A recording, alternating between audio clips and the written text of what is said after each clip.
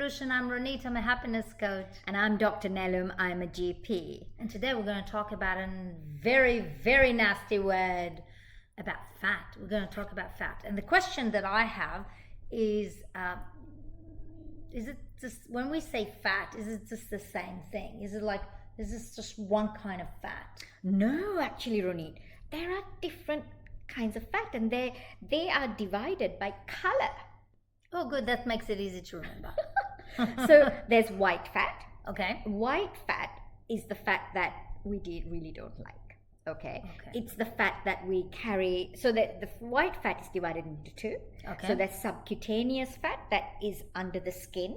And you know, I like to say, Ronit, that us women, we are blessed to have more subcutaneous fat, which is fat on the outside that we can jiggle and pinch. Did you hear her what she said? She basically said if you have jiggly fat that women hate, you are luckier. Why?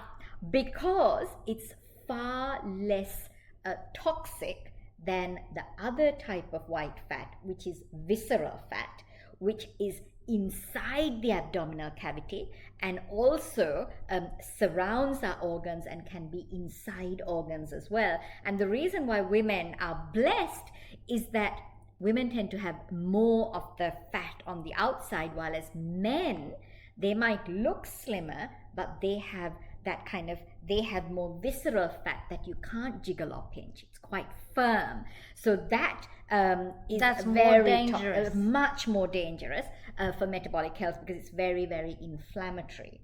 So that's white fat. Okay, so that's the fat that really nobody wants. Yes. But then there's brown fat. Okay. Have you heard of brown fat? No. Okay, brown fat is a completely different ballgame. Okay, it actually works more like muscle. Oh. And the reason it's brown is because it has a lot of mitochondria. Oh. And mitochondria are our energy powerhouses that generate ATP, which is our energy. And brown fat is usually seen in babies when they're born. Okay, yeah, I've heard that. Yes, and it covers their back predominantly like a cloak, and it's because little babies, their mechanism for shivering isn't advanced yet. So they rely. So the whole point of brown fat is it's for thermogenesis. It's to produce heat. So babies rely on their brown fat to generate heat, to keep them warm. But as we get older, and they've found that even in adulthood now, that we do have brown fat. Still? Yes, we have it around our neck and our upper back, sometimes down our back. So it's like if you think of wearing a cloak, that area. And a protection cloak. Well, not. Yeah, it's that area of the back that tends to have the brown fat. And the more brown fat, so brown fat, because it has more mitochondria, and it does this job of generating heat, and generating heat in the body is a really energy consuming thing to do. Okay. And brown fat uses the white fat to generate that heat.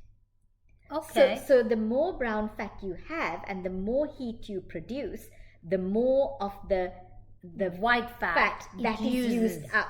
Yeah. And so if you have more brown fat, then your body uses a lot of the white fat that you want to get rid of. Yes. Okay. Exactly.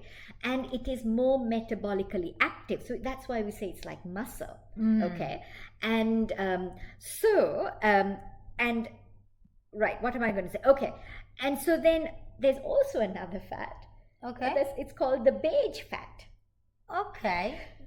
White fat can be turned, when white fat is turning into brown fat, it's beige fat.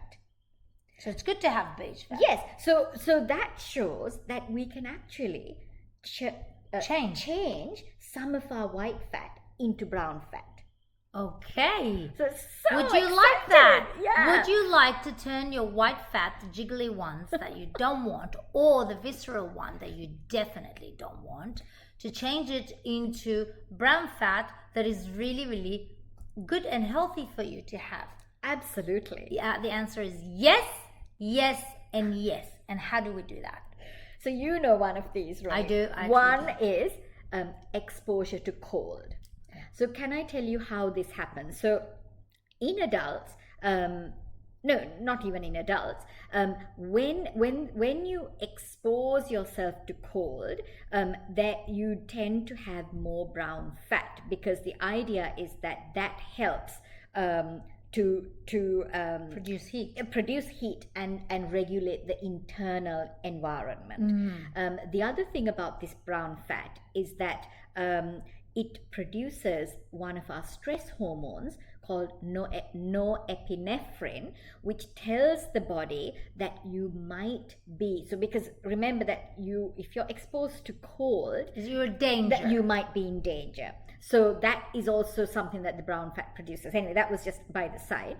Secondly, exercise tends to help increase your brown fat generation.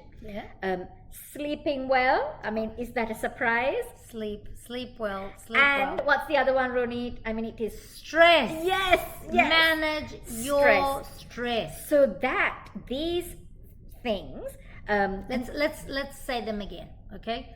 Because if you want to, let's say convert the white fat through beige fat into brown. Cold exposure, manage stress, sleep, and exercise. And I want to share with you about the cold one. Okay, Gal and I, the whole family, we were following this guy called Wim Hof. Just Google it, Wim Hof.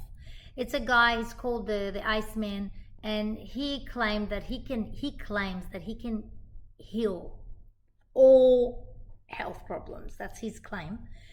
All health problems with cold exposure. Anyway, this guy came to Australia, and my son said, "Mom, let's go and see him." And I said, "Oh, okay." He came to the Gold Coast. We went to the Gold Coast, and he was basically teaching us to breathe. We were doing breathing techniques, and at the end of the breathing techniques, we went to ice bath. Went in. By the way, the second we got to the ice bath, I said, "I'm not going to go in because I hate cold. I want you to know, I hate cold." But my son, he said to me, "Mom, that's why we came." Anyway, we got in. I was convinced I'm going to die the second I go in because it was an ice bath, and I didn't. And it was really, really. So he claimed that you can. That basically, I remember that he was talking about the brown fat. Yes. That it basically forms this thing. And since we came home, we were doing. I couldn't do cold plunges. No, I couldn't. It was very hard for me. So all I did was going at the end of the shower, just make it a little bit colder. A bit cold for 10 seconds, and then just go out. I think I love cold. I love getting in the cold, and particularly getting into cold water. I love it, and wherever I can, I do. And I think it rejuvenates you. You feel really awake. Yes. So we did that, and we went hiking somewhere. At the end of it, there was a lake. It was a lake at the end of it. And it was like so cold, and no one wanted to get in. And Tuf and I looked at each other, and we said, "We know what we need to do." So we just stood there, did some breathing, and then we went in. We were so proud of ourselves. So it's actually not a hard thing to do.